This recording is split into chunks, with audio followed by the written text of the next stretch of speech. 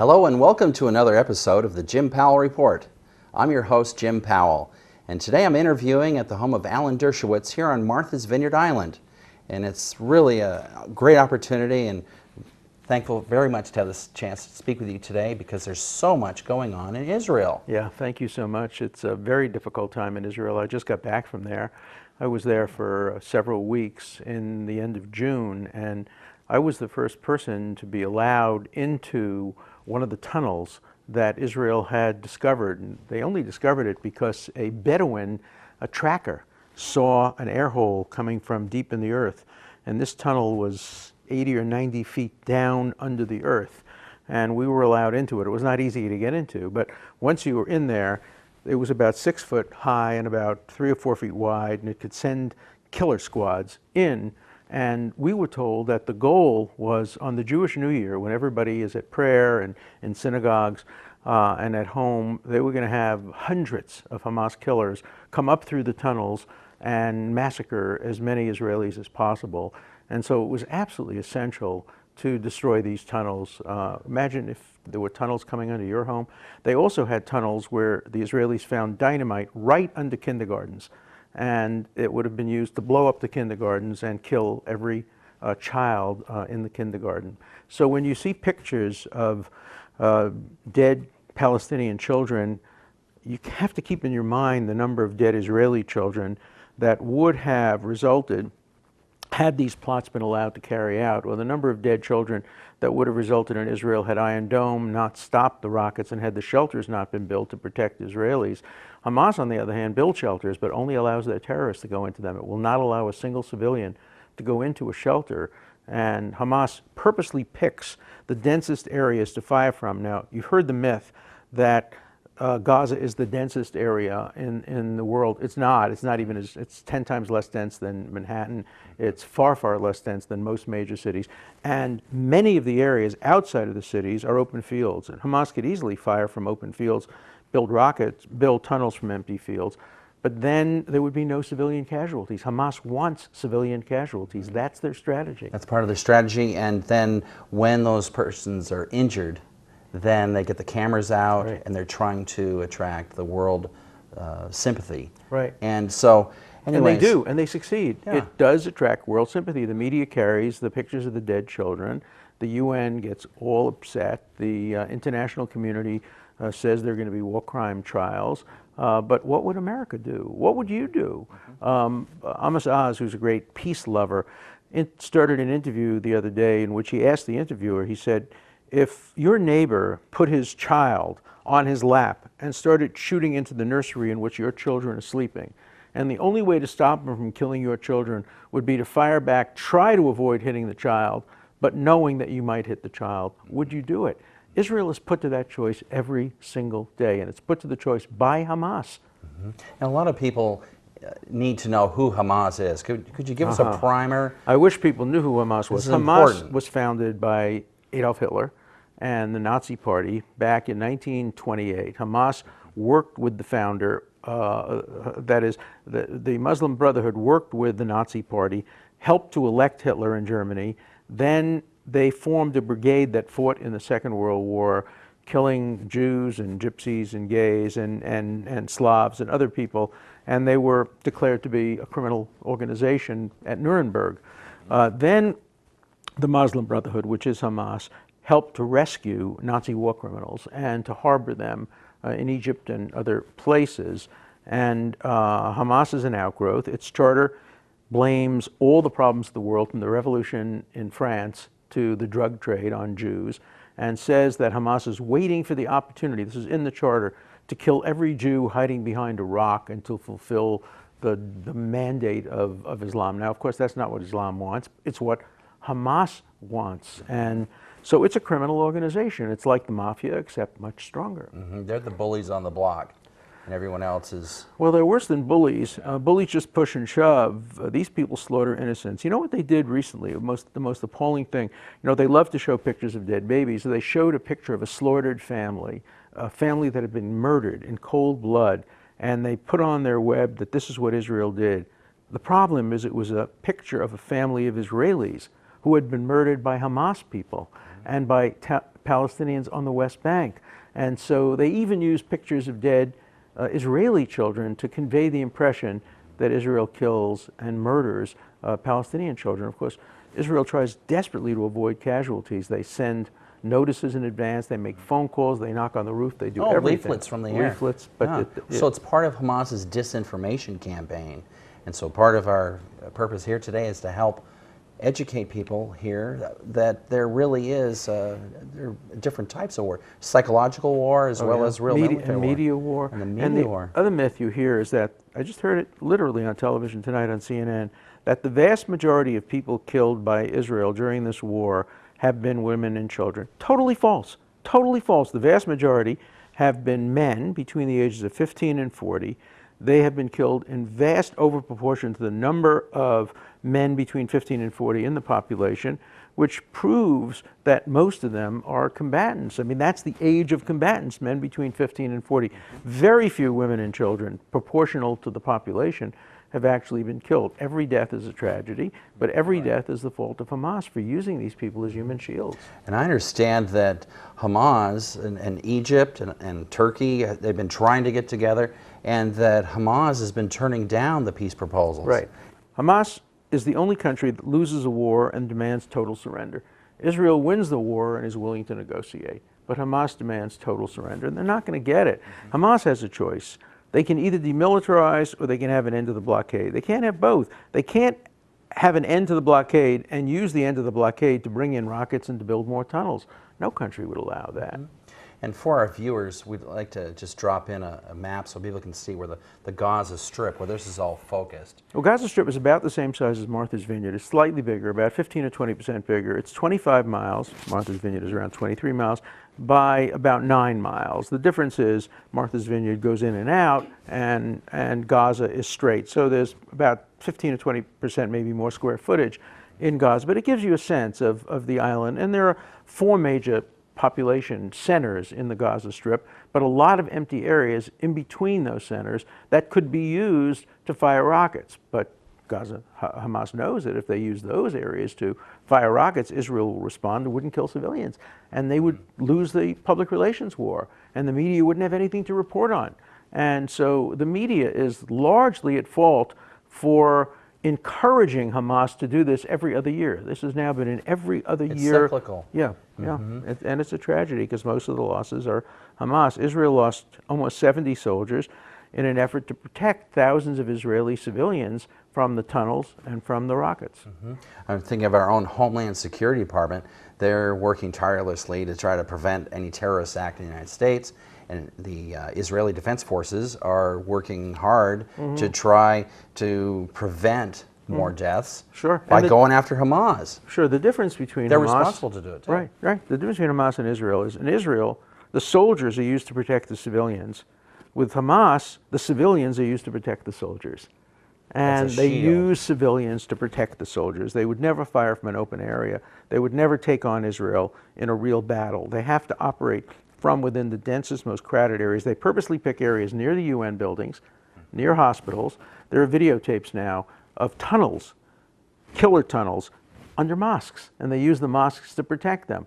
Their battle stations are in the basements of hospitals. And Iran is doing the same thing.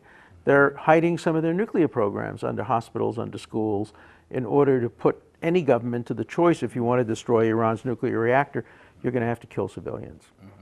And that's part of their strategy. It is. It's written into their charter. And it's hard for us in America where we're so comfortable. We believe in the letter of the law. We execute it. We're involved with, listening to both sides. No one's a criminal until they're proven guilty. But think about the United States, where we had 3,000 people killed on 9/11.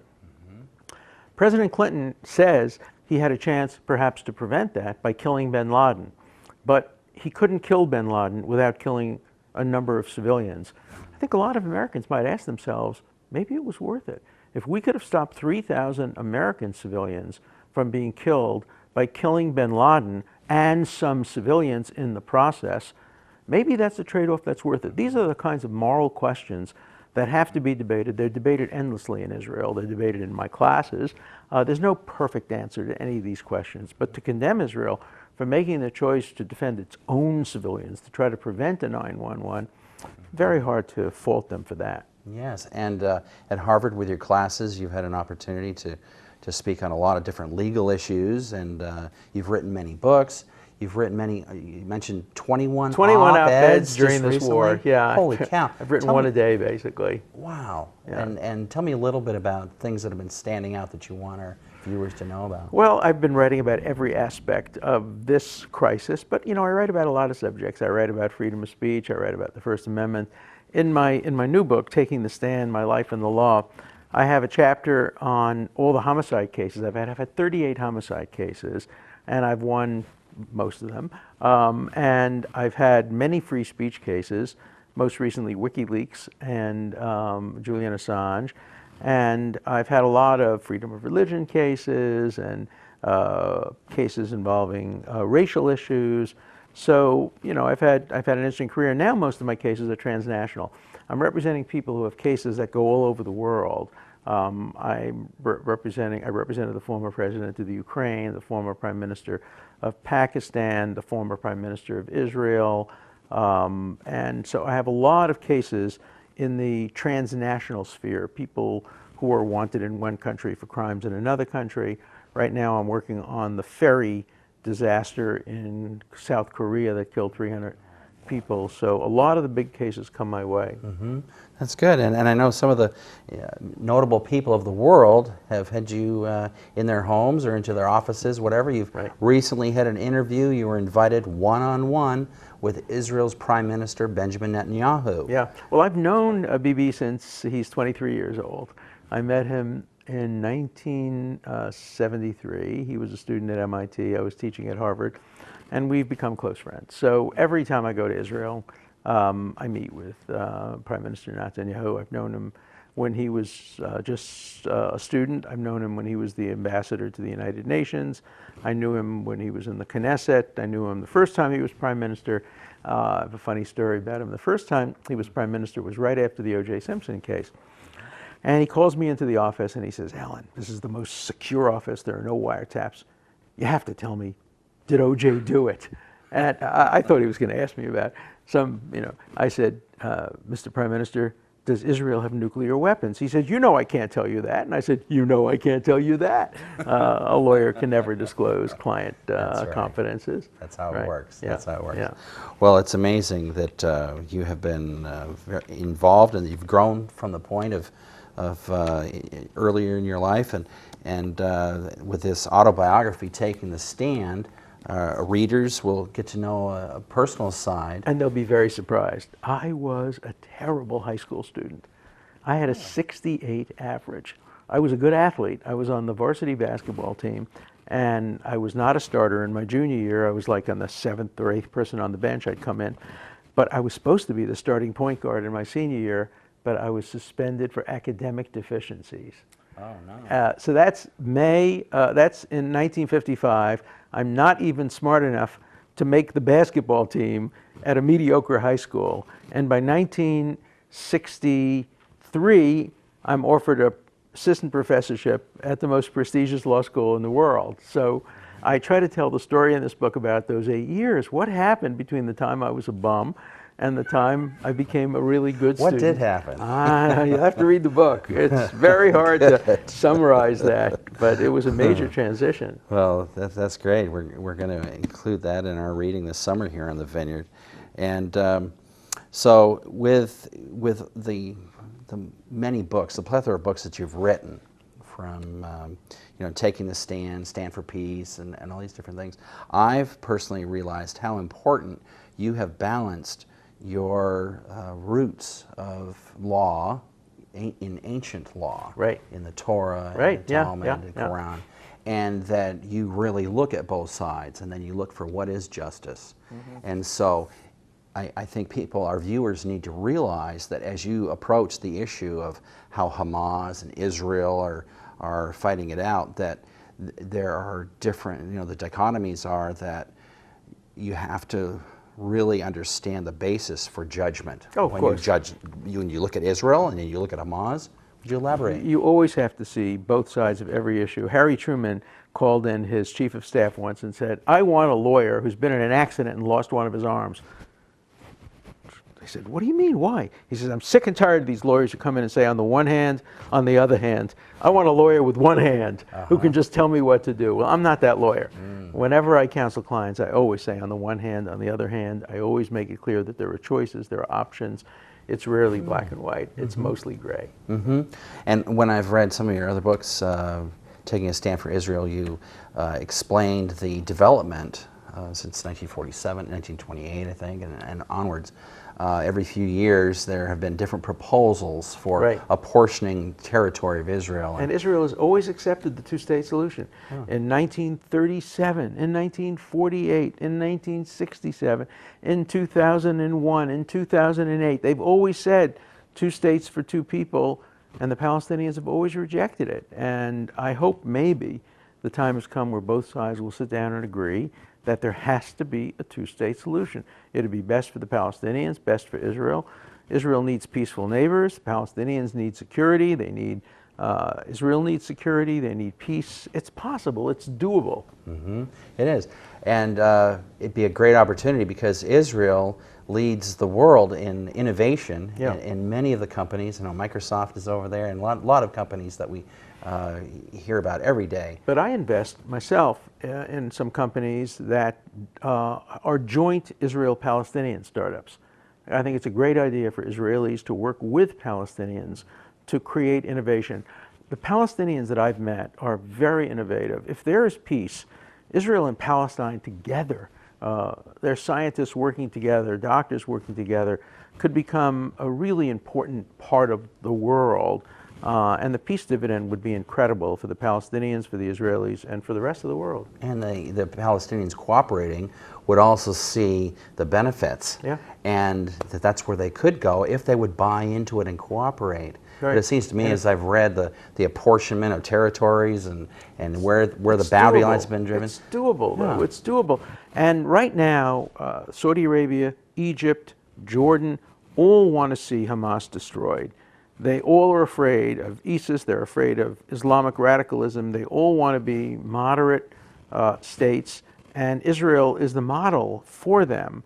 And it's possible that a new alliance might be emerging now between those moderate countries and Israel. And the tragedy is that Qatar, which was a moderate country at one point, and Turkey, which was a moderate country, have now become the strongest supporters of Hamas. And when I think of the territory, just so our viewers can think of, you were talking about the Gaza Strip is about the size of Martha's Vineyard, a little bit. And Israel's the size of New Jersey. Yeah, and which is, you know, not our biggest state. Not our biggest state. And they're surrounded by the Arab world, which is 550 times the size of Israel's landmass. And so when people realize, here's this country that just wants to exist, and I'd like to go back to well, where did they get their start? Well, remember that after World War II, the United Nations said, hey, we can't keep having genocide. We can't do that. So Israel needs to have a homeland. With two states. They divided what was the mandate, the British mandate, into 3 areas, basically. Transjordan, the largest part, which became a Jordanian state and is now largely a Palestinian state. Then the West Bank and the Gaza, which was supposed to be an Arab Palestinian state, and then tiny Israel. Israel accepted that division, even though many were against it, and all the Arab countries attacked them in a genocidal war. Israel lost 1% of its population, including many Holocaust survivors, in that war of survival. They won the war, and they established themselves as a vibrant state. But they have been at war basically since that day, and they haven't had moments of peace at all. And the time has come, I think, for the Palestinians to understand that the refugee problem was a joint refugee problem. Refugees were created among the Palestinians, and the equal number of refugees were created among Jews of the Middle East and North Africa. Israel settled its refugees. The Arab states refused to settle the Palestinian refugees. And the time has come for that issue to be resolved as well. And it's all doable, but it needs the will to make peace. Yes. And I remember watching the documentary that you had your hand in, Inside Israel with the came out on PBS 2 Right, years ago, right. and you really explain that thesis very well and show lots of examples Right, that it right. is doable. It is doable. and could be done. Yeah, Well, we hope maybe when you interview me next year, we'll be celebrating peace and maybe a two-state solution. That would be a very good result. Well, let's. I wish you very well. Pray for you you. to do so. Thank you. And with all your meetings with different people, and I look forward to reading your book, Taking the Stand: My Life in the Law. And You can get it on Kindle, you can get it on Amazon, and one thing I guarantee you, you won't be bored. okay, well, probably won't be. That's great. I never have been to any of your books. Well, Alan, thank you so much. My pleasure. For Thank you being so with me much. today, and Good. for your time, and best wishes as you go out into the Good, world. thanks. I've enjoyed the interview. Thank you. Thank you. And thank you to my viewers for watching this episode of the Jim Powell Report. We've been interviewing Alan Dershowitz here at his home on Martha's Vineyard, and we'll see you real soon.